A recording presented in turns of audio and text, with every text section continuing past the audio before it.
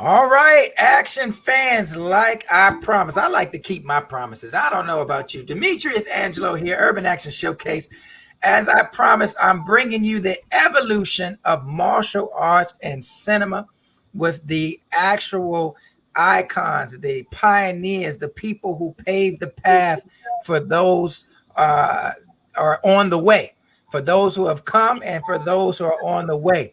So I'm going to start with my introduction uh, with for first the individual that started it all for all of us, Grandmaster Ron Van Cleef, the Black Dragon, the first African American to ever Yes. do martial arts cinema in Hong Kong, in a place where nobody knew us, didn't care about us. He went there and made it happen. And that's why we have a chance to do what we have today. So, ladies and gentlemen, please give it up for Grandmaster Ron Van Cleef, the Black Dragon. Thank you. And then following in his footsteps, following in his footsteps in the early 90s, inspired by Grandmaster Ron Van Cleef, you have Sifu Robert Samuels, who is I think the first and only African American to be in the Hong Kong Stuntman Association, and that was certified by Sammo Hung, the real deal. So everybody here, guys, this is the real deal. All right. After that, when you come to the television realm, one of the first African American martial artists, and definitely the first father and son martial arts representation on television for a scripted, I guess you could call it almost reality martial arts show, WMAC Masters, Willie the Bam Johnson, ladies and gentlemen. And for the next generation, following into the footsteps from Justice for Hire, you've got Jane Lucanus, a champion push hands competitor, as well as Tai Chi master. But he's a filmmaker, he's a producer, he does comics, he does animation, but he's also developing an app, which is going to be a new way to be able to receive content where everybody can be a hero. And he'll talk to you about that. But we've got Jan Lucanus, ladies and gentlemen. Yes. And then for now, we can't, this is a group effort. Now, we can't do any of this without the journalists, right? Now, the individual here today runs Fan Film Dojo. He's been pushing the genre for a long time within the community, keeping everybody alive and aware. Mr. Gary Williams, ladies and gentlemen, Film Fan Dojo. Appreciate everybody joining us today. We want to talk about the evolution of martial arts and cinema. We want to talk about representation. We want to talk about if things have actually changed. So to lead this conversation, Grandmaster, how was it going to a foreign land and becoming an icon? You know what I'm saying? You went over to someone else's land and starred in a film. You know what I'm saying? You've got obviously Way of the Black Dragon, the Black Dragon, Super Weapon, so many films. I know obviously it's your martial arts prowess that obviously vouched for you skill-wise. But for those who don't know, give us a little bit of information about the journey, just going there and how you started in your first film.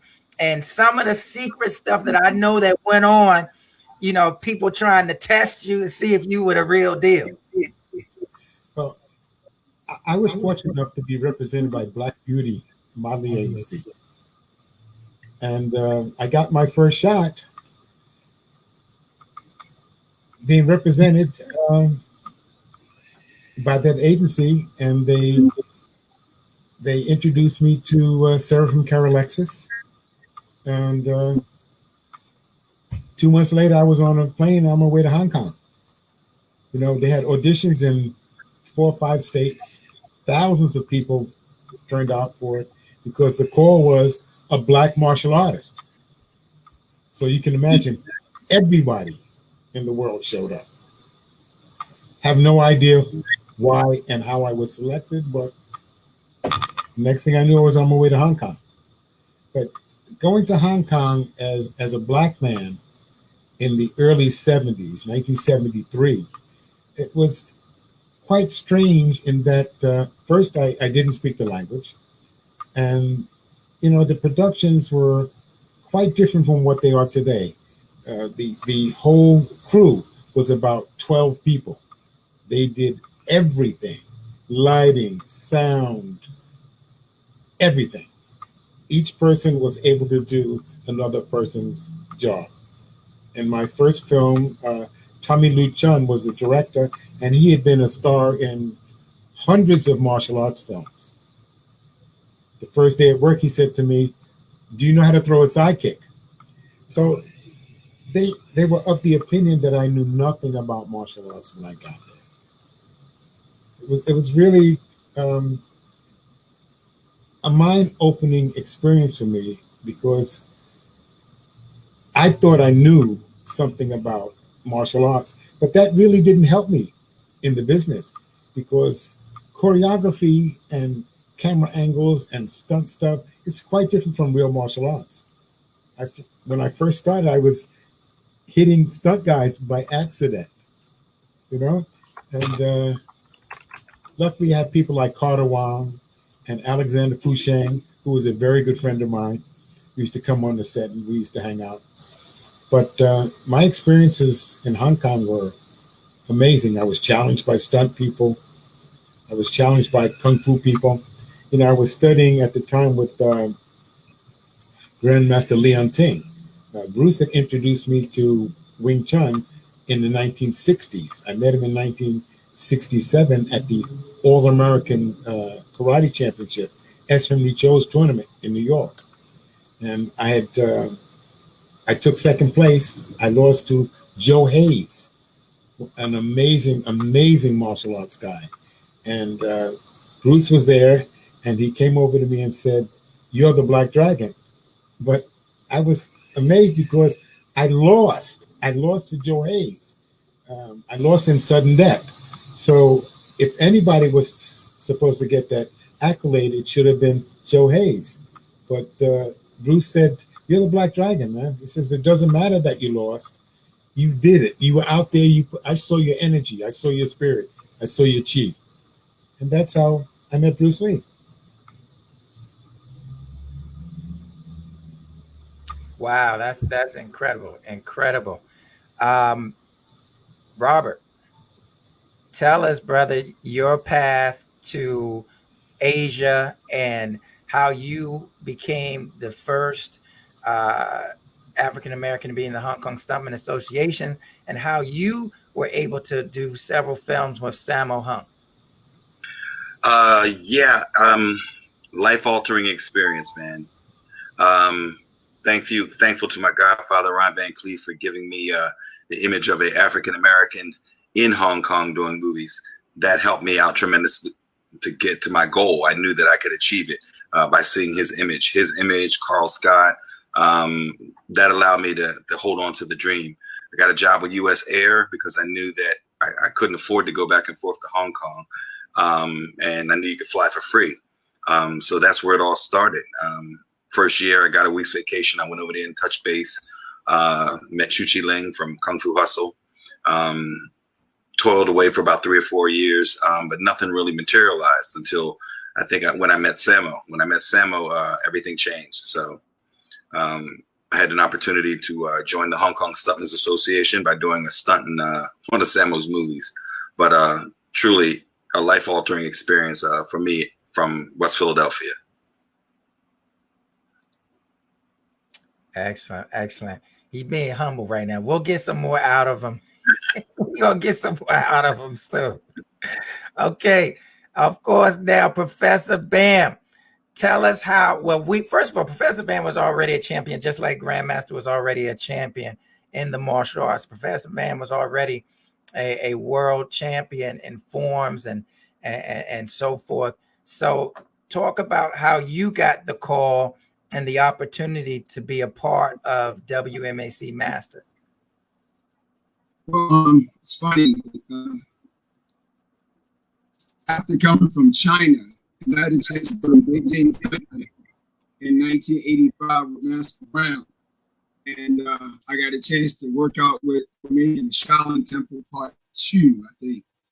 So I got a chance to work with those guys and work on some forms and things like that. I knew if I could come back and just win a world championship, following the path of Grandmaster Ron Van Cleef, and Cynthia Rothrock and other people like that, I knew if I could become a world champion, I could get in the magazines and make a name for myself, and especially with doing forms of weapons, because I could fight. I don't want a lot of fighting stuff, but a lot of times when you don't think we can do good forms and weapons.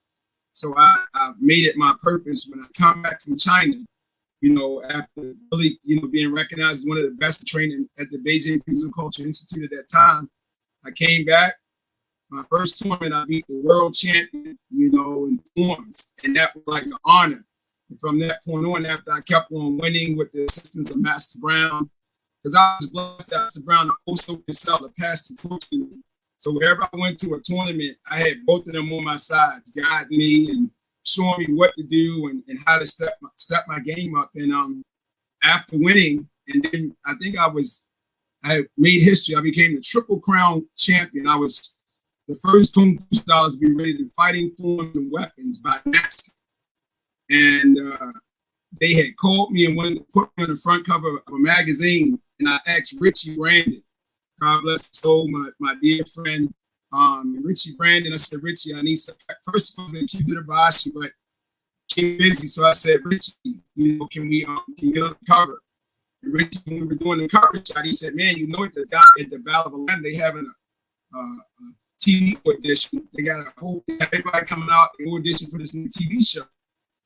So I said, okay, that's what martial artists did at that time. We shared and we tried to help each other, get an opportunity. I went to the Battle of Atlanta that year. I won the Battle of Atlanta, and they brought everybody in the room, and they told us all about this show. But I mean, I'm from Baltimore. For me, things don't really manifest. You put them out, it's like you push a hole, and they just die down. So they talked to us. We all signed this contract. It was really 50 people. It was 50 of the greatest martial arts champions at that time. Kevin Thompson, I mean, you name it, it was everybody, man. So I'm looking at all them people. How in the world I'm going to be on there? It wasn't that many African American. So I signed the contract and I went back home, man, and just didn't think that much about it. And then when they started asking us what you wanted your character to be and all this, well, my character was based upon Shaw Brothers. So I remember the Shaolin Temple, the guy with the ponytail. So since I was 6 years old, I already knew. So when they asked me, I said, no, this is my character. This is what I wanted to be. I had somebody drew it up from the street. Some graffiti artist, he drew up the character.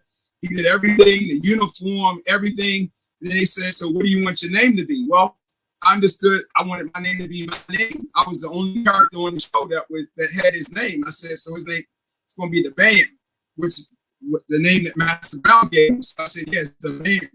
So I was surprised they went for it. I made sure they, I still had legal rights to my name. And I sat back after that waiting, but I didn't think it was going to manifest. So I just kept on waiting, started, doing what I did to do. And before you know it, I got a call to come out there. Man, it was like a dream come true. I mean, I just think for me, it was just the aspiration of Master Ron Cleef and people like that. The set of images that we bring, to manifest. If it wasn't for images like that, I don't think I'd have ever had the courage to keep on pushing and going. It becomes his image, and even when not knowing that there was times I would write him letters when I was homeless and everything I did to him. He would write me back, even when we never got a chance to meet in person. He would write me back and say, "Keep pushing, brother." Put me in magazines and put me in some of his books when I never even met him about what I was doing. So, it was his aspiration when I was lost. They got pushed on. So when WMC Masters came about, I mean, it was by his inspiration and Master Brown and also himself. Because if it wasn't for them showing me how to, put together a resume and walk around with a portfolio, I was always prepared for that opportunity to come. And they prepared me for that. So when I got that opportunity, I couldn't help it. Wherever I go, I always have my kids with me. So wherever I go, I always got kids with me. That's just how I roll. And I don't know, we were doing something, and I sent him a demo. And my son doing the demo, and I couldn't believe it. I said, hey, you know, put this on the show. So that's how me and my son ended up getting on the show, man. You know, that was like a dream come true. So, and thank God for people like Master Ron Van Cleef. That dream would never can't manifest if he would have been an image like Master Bobby said on that screen for us. And said, thank you, sir. Thank you. That's an incredible story.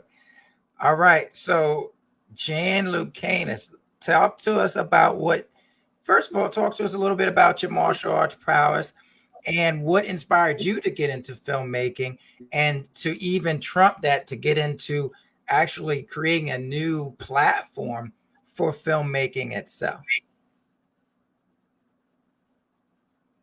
I think you got to unmute. Let me find you. Do it again. And it's not coming through too well. Do you have a mic?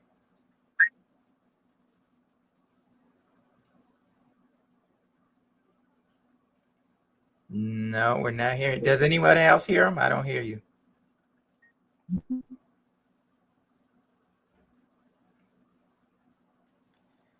So we'll come back to you. So you do some troubleshooting.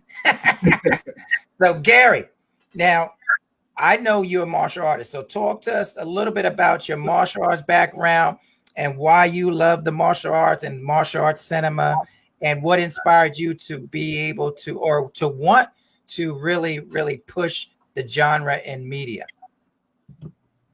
Okay. First of all, I'd like to say I'm honored to even be a guest included among these great masters. So I've trained in capoeira for the past 26 years. I've also trained in Wing Chun, Hung Gar, some ninjutsu, as well as Kempo karate. I was actually inspired by some of our panelists as a young man growing up in Detroit. The first martial arts movie I ever can remember seeing with a black man as the lead was The Tattoo Connection with the late Grandmaster Jim Kelly. And I would ask my mother, because I'd seen all the Shaw Brothers movies, or a lot of them, I should say.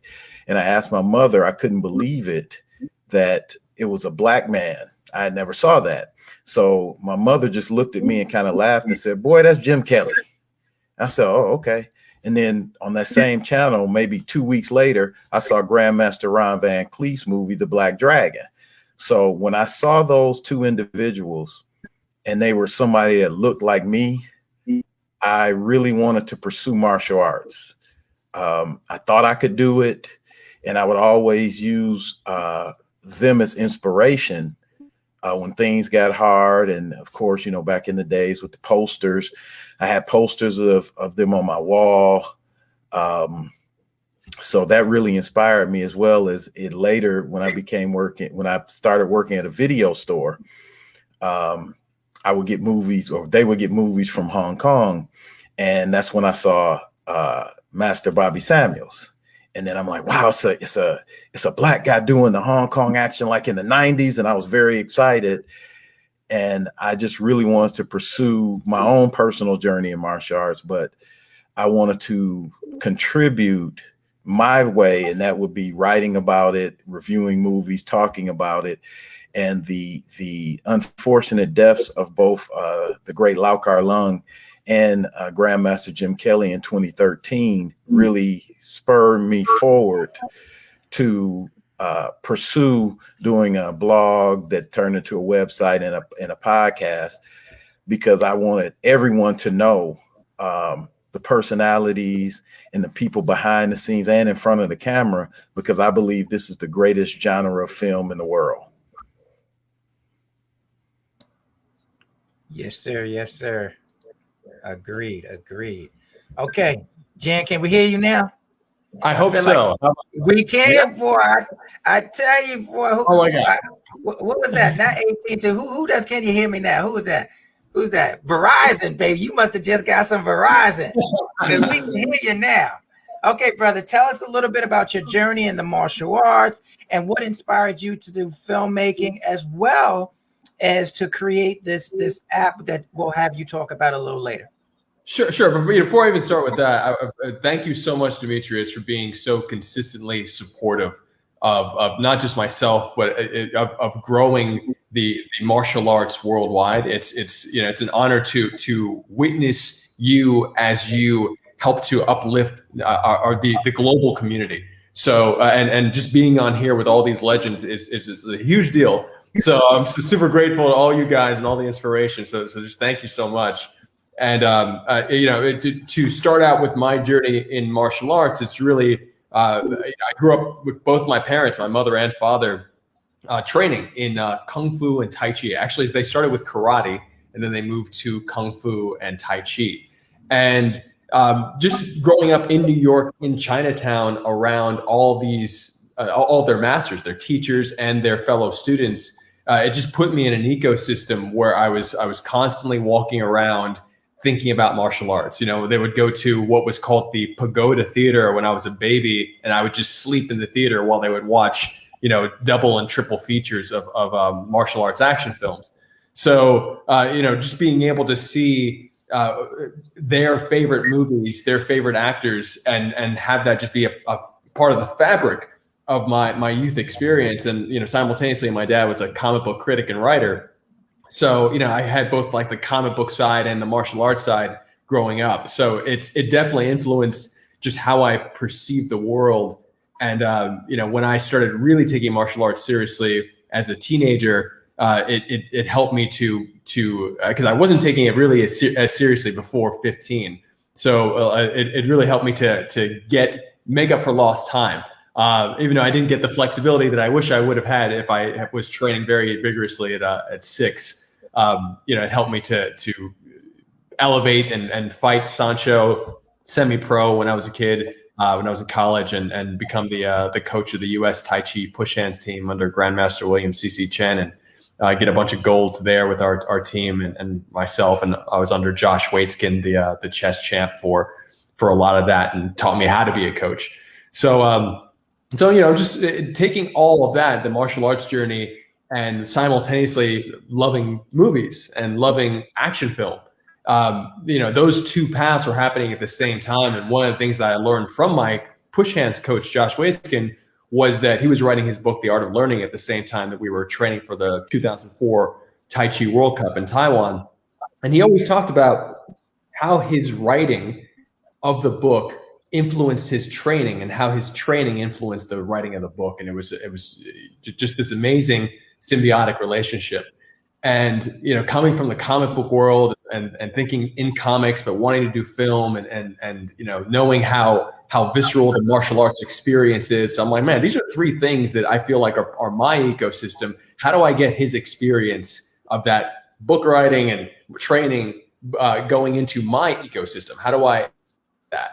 And, all of that has led to, really where we are now. I've shot tons of martial arts action, and, have been very, very grateful for all the experience that's given me in understanding just the filmmaking process, because action is essentially the hardest thing to shoot. But, it's also showed me how looking at martial artists and saying there's all these amazing people that don't necessarily get to be in front of the camera in the traditional system. The traditional Hollywood system, or even the Hollywood system essentially helped to lay the foundation for the global infrastructure of film and television. So if you look at it from that standpoint, you can't use the Hollywood model to make something new. You have to actually just go and make something new and do your best to be able to be of service to the legacies that were before you. So, we just looked at the filmmaking ecosystem differently and said, well, everyone's got a phone, and, we're in a world where that people are spending more time on their phones now than they are watching any movie or show. So how do we take that, leverage that, and allow people, especially martial artists, to perform in front of the camera as their own heroes in their own stories, and then how do you tie that together like a cinematic universe, which is based on the comic book model of thousands of characters interacting? How do you connect all of that together? So that's really what I've been working on with something called Justice for Hire and our company Real World, which is like a social filmmaking studio. So that's my little thing. And it's incredible, and it's what we need. You know, whatever we can with, you know, each generation pushing forward. You know what I'm saying? We say each one teach one, right? And this is how we continue to go forward. So this is I want to start this panel off with talking about how things began. We first got our introduction to martial arts cinema in cinema, right? We had especially on 42nd Street, you had all of these cinemas showing these kung fu films, and that was our first representation of action that we can relate to, right? You know, on TV, I think you had westerns, but people that looked like us were always the bad guys, right? They were always trying to kill us. We were always the enemy, right? The Native American was the enemy, yet you was on our land. Anyway, we ain't gonna talk about that. We ain't gonna talk about that. But the point is this: the first representation of what we call the big screen or a influential martial or influential action came from martial arts films, right? We have the Shaw Brothers, but within that we had the Black Dragon. We had Way of the Black Dragon, right? We had Return of the Black Dragon. We had the Death of Bruce Lee. You know what I'm saying? So we had Grandmaster there representing to say, hey, you know what I'm saying? We doing this too, brother. You know what I'm saying? And because he's doing it, we knew that we can do it. You know what I mean? So we saw that type of cinema. It was like more of a cadence type, right? It was like ha ha ha ha ha ha ha ha ha. You know what I'm saying? So you had more of like a specific pronounced cadence and fighting, and then it evolved from there. So Grandmaster, when you went over there, did you introduce your cadence, or did they give you the cadence? How did that happen when it came to choreography? Well, you know, Betty White was my agent from Black Beauty Agency who got me the gig. I wanted to mention that. When I got there, they had their own cadence going already. So I just assimilated their form. It was interesting to be able to throw techniques the way they wanted me to versus how I was used to doing it. I was not very good at first in the choreography. I was missing shots. I was hitting stunt guys. I kicked my friend Jason Pippiao in the face one night.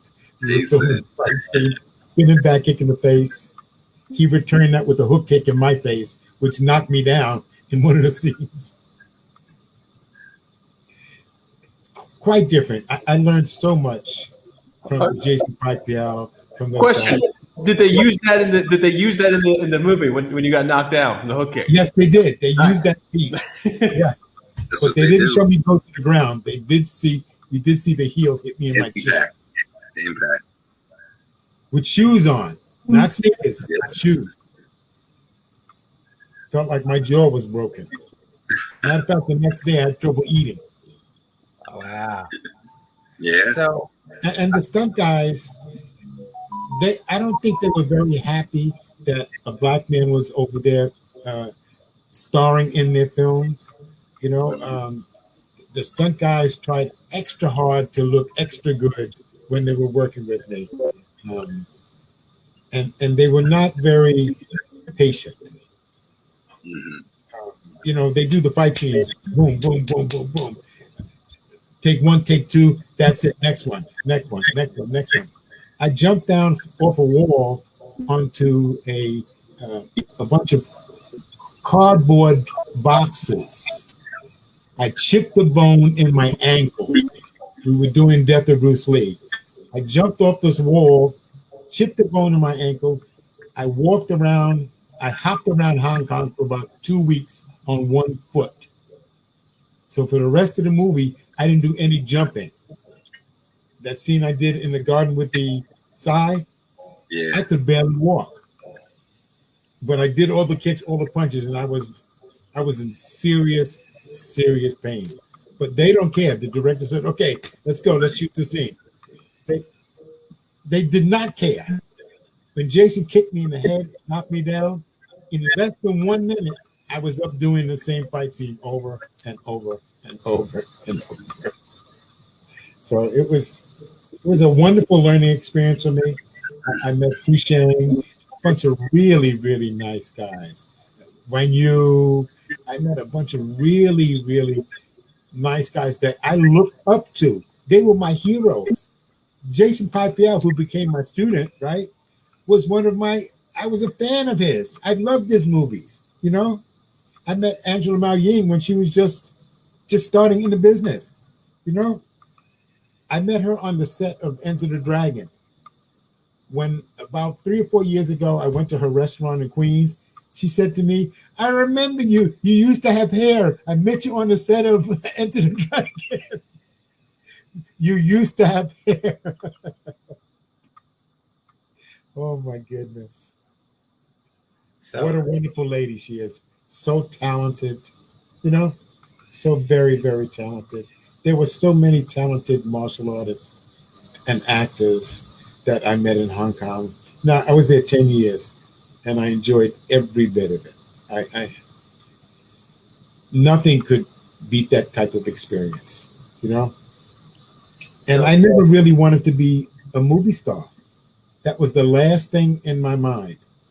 I was a martial artist way before I started in the movies.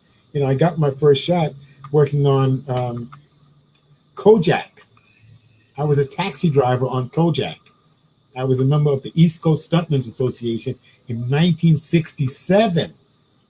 Imagine my first job is driving a taxi on Kojak.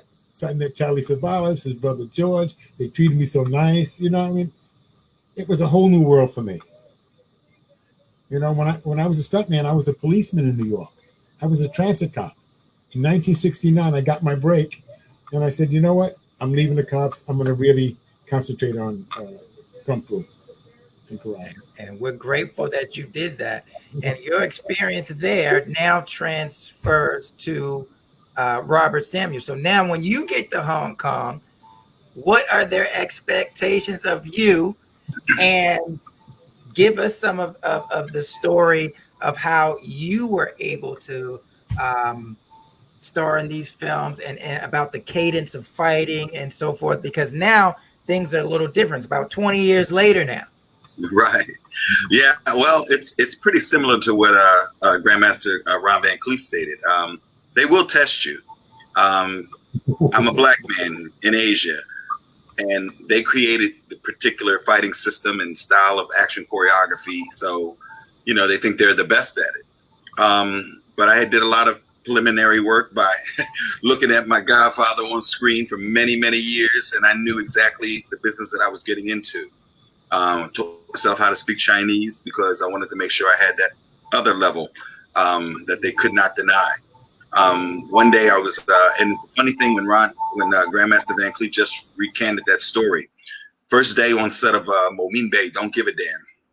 I'll never forget it. We were in a warehouse, and it was a big scene with, it was supposed to be a fight scene, but we ended up turning it into guns because I stepped off one of the wood rafters and I twisted my ankle. And I mean, it was on fire to the point where I couldn't do any physical action. It swelled up like a balloon. I had a combat boot on, so I tied it up as tight as I could just to make it seem like I wasn't in any pain. But every foot that I took, I mean, I was in total agony. So Samuel was like, let's just change it to gun battle. So that's where you see me come out with the shotgun and start shooting everybody. I was in agony that whole time. And if you really pay attention, I was limping during that particular scene. And that was the first day of shooting for that film. So I understand exactly what Grandmaster is talking about. And it wasn't like, you know, let's take him to the hospital. It's like, let's go. We got business to do. So there was no quit. being a Hong Kong stuntman, that was a challenge, you know, because they didn't accept African Americans in organizations like that. But it was one day I was a big stunt that Samuel had created for Don't Give a Damn, where I had to run out of a burning building, dash across like 150 yards, leap over a 15-foot fence, hit an embankment, run into the middle of a street with moving traffic into the back of a truck, all in one take. So they started dressing up a Chinese stunt guy that looked like me, and I'm like, nah, I can do it. And every last one of them said, no, he can't do it. But I wanted to prove to them that I could. So there was a bet going on that I couldn't, and I said, I said, listen, if I can do this, will you allow me to be in the Hong Kong Stuntmen's Association? Because it took 4 signatures from Hong Kong action directors for you to join. That day, Yuen Biao was there, Lau Ka-wing, Cho Wing, a bunch of other Hong Kong luminaries. So Samuel said, eBay, action. I ran out the burning building, ran across, hit the fence, landed, boom, right to the back of the car. You could hear crickets. I just went around and got my signatures. So I was very fortunate, but I was scared. It was kind of rough. But again, I just wanted to prove to him that, you know, we can do anything, African Americans. Yes, sir. So yes, yeah, sir. and the cadence was different. I mean, you're talking working here in the American film industry it's kind of easy, and Grandmaster can attest to that, because you're talking 16, 17-hour days. I'm talking shooting 2-3 movies back to back. I would leave Golden Harvest, not Golden Harvest. I would leave Samuel's company doing a film, and I would go in 10 days. That's right. That's right. 10 days. That's right. And I mean, the pace was it's so hectic. The choreo, 17, 18, 19, 20 beats at a time. And then you had to memorize it. You know, American style of action is a little different, you know. So when I came back here, it was a lot easier to make the transition. I knew here there was 12-hour days and that's it. You know, I'm like, I'm ready to keep going, but union rules and things of that nature. So, you know, that was the best education for me, working over there in the rough and tumble industry and bringing that knowledge back and working here. Well, we're glad that you did it, brother. We're glad that you did it. All right, Master Bam. So now we're on television. So we done left the film industry. We're on television now. And now you're with a bunch of world-class martial artists, but it's more of a reality kind of thing. So talk to us about how you guys did those fight scenes and how you were able to do it and sell it. Because once again, it doesn't look like they cut it together like film. Well, I think the beautiful thing by having Isaac, fortunate to have Isaac 14 and Johnson to be out there. Is that me? Okay. We were fortunate to have Isaac 14 and Pat Johnson, who were, I call my teachers that the film fighting, the TV fighting at that time. But a lot of what we did was based upon our own natural skills. I mean, I came up in the city of Baltimore flipping off the pissy mattresses, running up walls, practicing martial arts on my own. So, and then even when I went to China, and I really need to, when you come up in the city, you don't have a structured system. If you want it, you got to figure out how you're going to get it. So when I went to China, and remember, I went to China with Wushu. The thing that changed the whole film industry was Wushu. Everybody keep forgetting it. It was the Wushu of Jet Li and all those people. So nobody wanted it, but me and Chuck Jeffries, who's one of my seniors, we were the first people that was doing butterfly twists that people call barrel rolls now. When I was flipping in competition, I was the only black kid that was doing back flip, front flip, run all this stuff, doing back flip after winning a form. But you know what I got? I got 4th place because they said you can't do that. But that was just what we did in the hood. We ran up. That's what we did. This stuff ain't new. That's back in the 70s and the early, that's what the kids did. So when I came with Master Brown and Osa Kisao, Master Brown said, "Let me enhance your flipping with my own food." So when I went to China, now just imagine that you come from the hood, your mommy on welfare. You walk through the fire, people being shot. We ain't talking no joke, we talking real deal. So coming from a tournament, going back to that streets of Baltimore, you got to hope you can stay out there. So when I went to China, and I'm saying, man, I want film. I got to get in the film. So I'm sitting there watching the Beijing Wushu team run forms. I realized that they did 4 lines. I had to make up 4 lines. By the time the coach said, we're going to split you up in 2 groups, a beginner and intermediate group, I made up the whole routine. And this goes back to our creativity. I made up my whole form routine, got them to enhance that routine.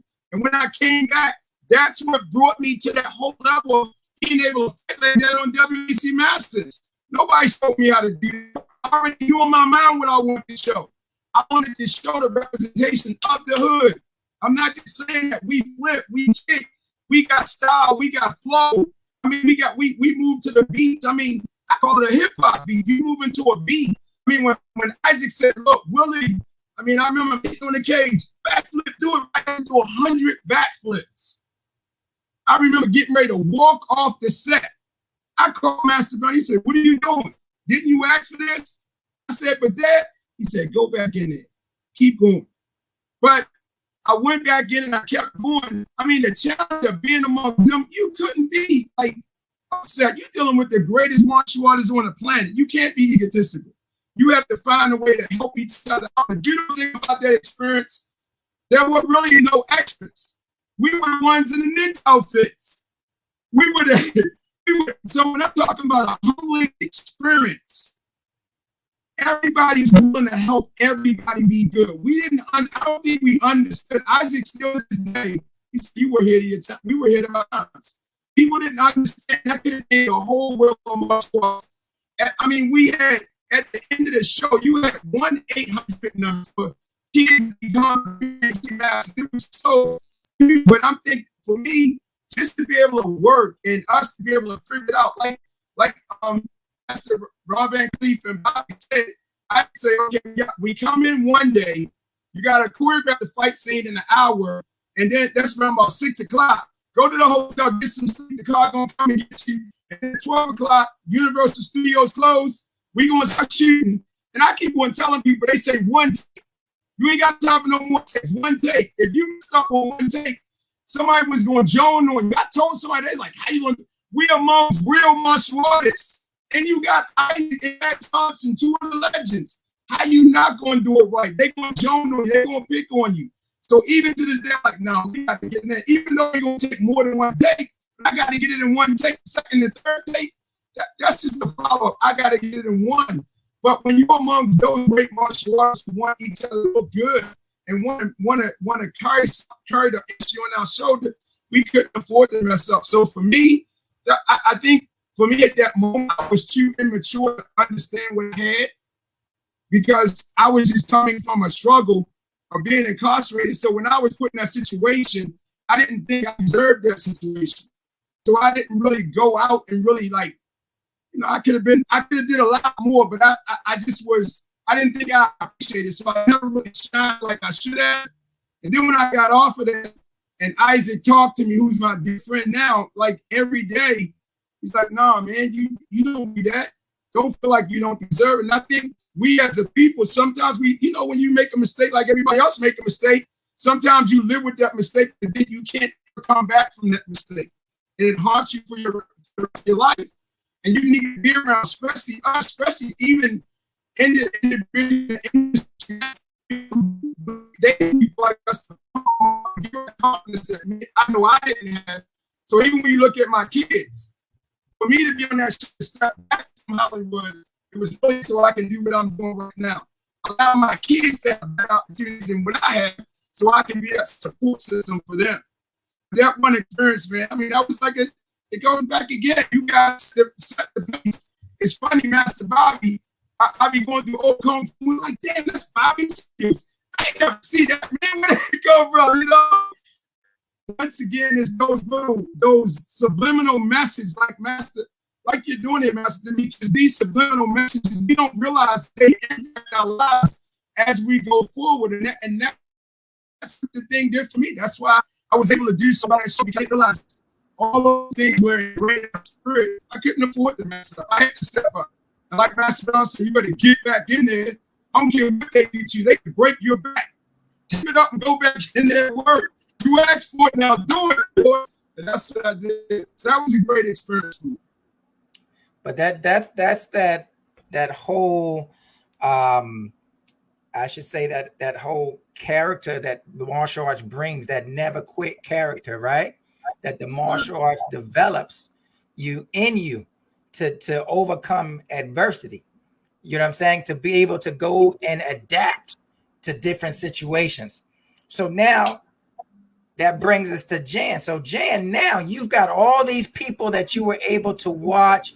You could see different styles. You had of course, you had your parents. Very fortunate to have your parents. But as far as representation on the screen, you had Grandmaster Ron Van Cleef, you had Robert Sims, you had Willie the Bam Johnson, and you saw a difference in styles and cadence and fighting techniques. So what inspired you to create your type of choreography, and how much did you take from these guys? That's a great question. I'd say that my first style of choreography is really, I worked with a few choreographers when I was in high school, and they were from the USA Shaolin Temple, the like professional actors, etc. And there's a lot of people there under Xian Ming. It's a wonderful school. I got kicked out of the school. It's a totally different story. But I always send people there. I always tell people it's great. And I was really fortunate to be in the New York Film Academy's first high school program. And while I was in that program, I was at the Shaolin Temple. So I'm 17 years old, and my first experience of the film industry is people saying yes to me. So I'm with SNL cast members that are in my student film. You know, like I'm training next to John Leguizamo, you know, like getting all this encouragement. You know, like it's just it was a really interesting environment of having people who just cared about the martial arts, but some of them were, you know, everyday people, and other of them happened to be celebrities, and I happened to be in, you know, training to be a filmmaker. So my early high school films were incorporating a lot of these people, and I was getting essentially a sense of how to work professionally from professionals, but on a student set. And when I found my first choreographer, who was a year older than me in high school, he was a huge fan of everybody on this panel. Like a huge fan. And I remember him showing me Ron Van Cleef fights. I remember him talking about WMAC Masters. And I remember him, and I remember that from my own, but like he saw it differently than me. His name is Ian Morgan, and he was a really wonderful Muay Thai fighter as well. He is a great Muay Thai champion. But Ian really was entrenched in he would consistently reference the 1980s, what we would call ultra realistic Jackie Chan, Sammo Hung, Yuen Biao action choreography, and those beats, and would say, like, look at the pristine quality of the choreography, and now let's do it our way, because Ian was from the streets, and he was like, we have to do it hard hitting. Fighting is real, and this is how it goes in the streets. Let's take this choreography concept and bring it into our own gritty sense of action. And so it was really Ian, not me at all, that would show things that you know. And Ian would fight on the street on a regular basis. You know, he lives an action film in life himself. God bless him. But you know, I just remember looking at the choreography he'd bring to a particular scene and realizing that I needed to step up from a directorial standpoint to say, this needs to be captured both artistically, but from a cinematography standpoint, but also with the ability to communicate to people who don't train in martial arts what the body mechanics of the action are. And so that's a long-winded way of me saying that my personal perspective on martial arts choreography and action filmmaking is something that articulates the body mechanics to people who may never have felt it before. And so when I've worked with other choreographers, we've really carried that. I personally carried that through. And you know, we did a film in 2014 for Justice for Hire. That was really the end of that chapter of, you know, Justice for Hire was like the most downloaded martial arts comic book series and set a whole bunch of records in the digital download space. And so when when we shot our Kickstarter finance Justice for Hire film in 2014 that had like Ahmed Best from Star Wars in it, and played Jar Jar Binks, and like John Machado, Brazilian Jiu-Jitsu master, and all these wonderful people, we had choreographers for each one of them. And, one choreographer, Mike Mukadis, he's like Captain America stunt double, Winter Soldier, stand-in, like great 8711 heritage over there from his team. And his style was completely different than Ian's style, my first style. I remember that stark difference of Mike choreographing for the drama while Ian's choreographing for the moment of the reality of what happens in his street fight. So Ian's in it here, Mike was in it, and Mike is amazing and brilliant, but Mike is in it to the screen perspective. And Ian was in it from the reality of hey, this happened to me yesterday. This is, and he'll talk about it, moment by moment to break it down very, very clearly, which translates into choreography. So it was amazing just being able to, and I was reminded of the Expendables, where each one of the actors, pretty much had their own choreographer. Jet Li had his team. When Jet Li's on screen, you see Jet Li's style of choreography. When so the other folks are on screen, each one of them has their own kind of style, the wrestling style, the traditional 1990s action style of the big hits. So it was just, I have a deep appreciation for all these styles. I'm consistently doing my best to refine my own. And I'm still in that process. And so I feel, Demetrius, I feel like I only answered one of your questions. That's fine. You answered it perfectly. I want to move on now to Gary. So Gary, obviously you've been following the genre for a long time. Give me some of your top films from each era when it comes to martial arts choreography. Okay, that's a long list. Okay, from the 70s, I would have to say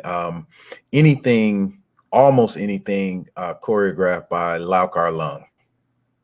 Almost any movie. Also in the 70s, we have Sammo Hung with the Iron Fisted Monk. Of course, Warriors 2. Jackie Chan, Drunken Master, Snake in the Eagle's Shadow. Almost anything with the Five Venom, the Venom Mob. I think they were they had a mixture of all of them, were very ahead of their time when I would watch them.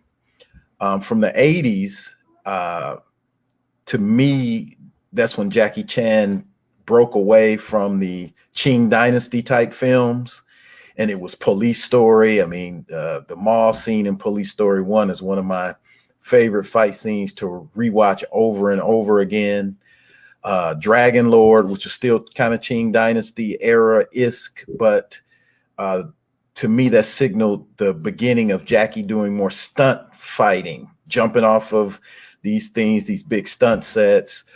Sammo Hung again in the 80s with the My Lucky Stars series of films.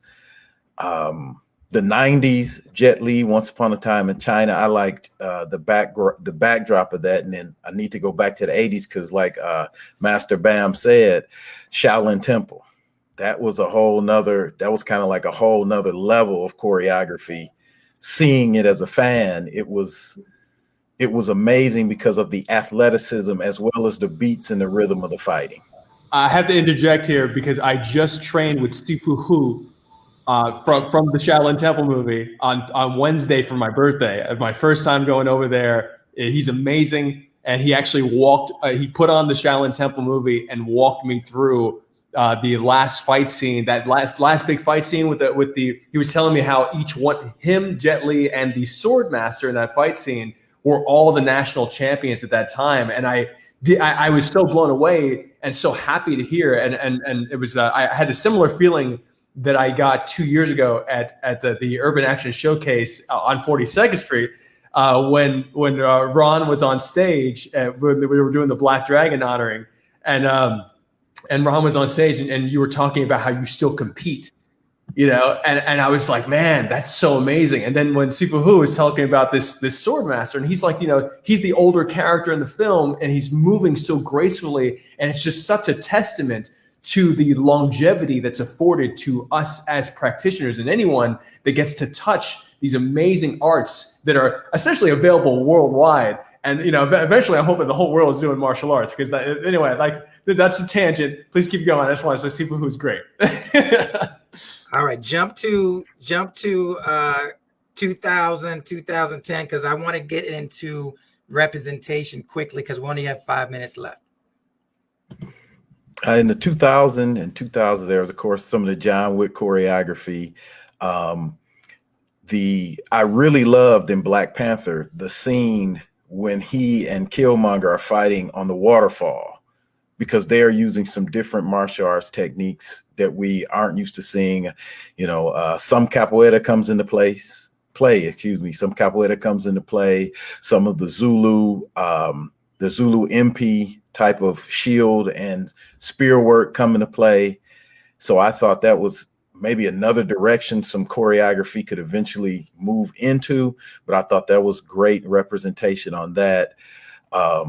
Just so many moves. Donnie Yen, of course, with the flashpoints, and Ip Man, and it's just so many, I think, modern times. And I'm looking forward to the day where we can see more African Americans and people of color represented as the protagonists in these fight scenes in these movies. Of course, what Master Bobby Samuels is doing with Shadow Fist that he just did, I loved. I think I watched that at least once every day. Thank you. I appreciate that. Okay. We wanted to go back to the old Shaw Brothers feel for that. So. All right, we got 4 minutes left. I'm just gonna make this statement. I'm gonna let everybody comment on their own. Obviously, this is my statement, my observation. The 70s, right? African American was able to go to another land and star in a film. I have not seen that yet since then. I have not seen it in the 80s or the 90s or the 2000s. I don't know if they got mad at us, but I don't see those opportunities available anymore for people of color in Hong Kong, right? We just now got a African-American female doing a martial arts film with Gillian White and Take Back coming out in June. It's already released in Europe, but coming out in June. So my major question is, why haven't we progressed in representation? Now, I will say Melina in Mortal Kombat is an African-American woman. I'm hoping that that's how she's portrayed. I don't know if she's portrayed as ambiguous, but you know, like just like Mariah Carey, we know you black. So my point is, you know, I'm gonna tell on you. My point is, why has it taken so long for us to get to where we are? Finally, you're getting some leads in programming. You had Black Lightning, now they turned that off. Now we got Painkiller coming. So thank God for that. But still, the women are still far behind. Mm-hmm. And I feel our representation worldwide has taken a step back since Grandmaster Ron Van Cleef. So if anybody else can comment on that and take us out, we got 2 minutes. You know, Bobby, we worked on a film with Marcos Miranda. That's correct. I think that's when I first met you, right? That's right. That was 96, I think. Mm-hmm. That was the first film we did together. Yeah, it was amazing. And it was. You and just seeing you blossom on the set, man, it was great. The first time when they kept telling me Ron Van Cleef is in this film, and I kept saying, where is he? You know, because it was your image that got me to Hong Kong, and you know, I did Hong Kong, I came back, now I'm here in America, you know, action coordinating my first American film. Where's he at? And then when you walked on set, I was damn near in tears, man, because like a person in the ghetto that watches movies, dreaming, and then it comes true, you know. So it's powerful. It's very powerful. You can't even put it into words. When I was a teenager, my brother and we used to sneak on the train and go to Chinatown. We'd be the only people of color sitting in the pagoda or the Music Palace or any of those theaters in it, and we'd stay in there from 3 o'clock to 7 o'clock at night. Really. I think one thing that, I think is probably hit for me. I think I have produced more students that are out there in Hollywood doing stunt fighting throughout school. I think what's sad is that for whatever reason, they don't recognize, they don't want to carry on that legacy. I'll just put it out there. It's like you would rather change and say you come from a Korean school than to come from the school that taught you from you when you were 6 up to where you at now. I could look at, my son's at, the Falcon. And like, there go Mr. Daniel, one of my students. We looking at Soul Plane. There go Ryan, one of my students. There go my daughter, one of my students. There go one of my students. And I think for me, what I want to do is take pride and show that we can produce greatness. I don't have to, and this for me, and there's no disrespect, I don't want to show a Chinese culture. I want to show urban culture because I'm proud of my culture. As I said, that creative expression is something unique. It ain't just the drive of martial arts. That's a drive of our parents. That's a drive of our community. That's a drive of us as a people. So I want to show those stories. That's those stories that people haven't showed that we can all have to overcome within our communities. And for me, and that's because of my instructors, Master Brown and Jose Giselle. Come on, people don't want to give them credit. If it wasn't for them, there would be no ranking system in Kung Fu if it wasn't for Dennis Brown. I ain't all that, man, but I understand the legacy that we have to carry on, but and tell people, I don't know, it's like, why do we want to disassociate with what we bring to this industry? And that seems to be the problem.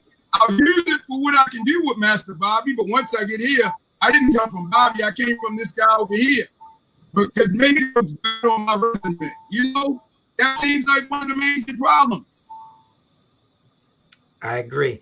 We are out of time, but I want to thank all my distinguished guests, Grandmaster Ron Van Cleef, the Black Dragon, Sifu Robert Samuels, Willie the Bam Johnson, Jan Lucanus, Gary Williams. I want to thank all my guests, and we'll follow up on these conversations. We got a surprise coming in June. We got something called the June Jump Off. Back to Black Action Cinema from June 4th through 6th, and then the Kung Fu Mac Attack. That's the Kung Fu Martial Arts Action Cinema Megathon, June 18th through 20th. Gary and Film Fan Dojo is going to be partnering with us, and we'll let you guys know what we're going to be doing. We're going to have fan experiences. Let me give you real quick a special reveal. I promised that we were going to do this. I'm going to give you a special reveal right now. Give me 1 second. 1 second. A special reveal that I promised that we were going to do today. I have, as people know, I've been going into virtual reality with the Urban Action Showcase, and we have various rooms and platforms where you can actually go into and that you can be a part of. So I want to introduce you to our next fan experience while he's here with us right now. The one and the only Grandmaster Ron Van Cleef. I want to introduce you guys to what we call the Dragon's Den. Oh my goodness. Yeah. And here we are. Oh, The Dragon's Den, baby. I The love Dragon's it. Den. So here you'll be able to see. I'll just let me go through it real quick.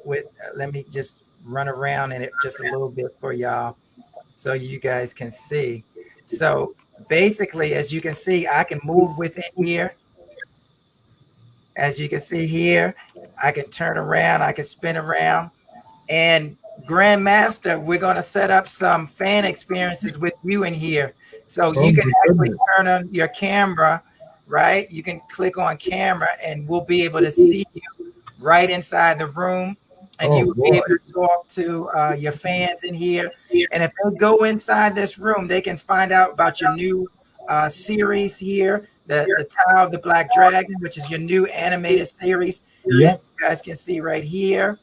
Okay, and then you can also find out more about the Black Dragon.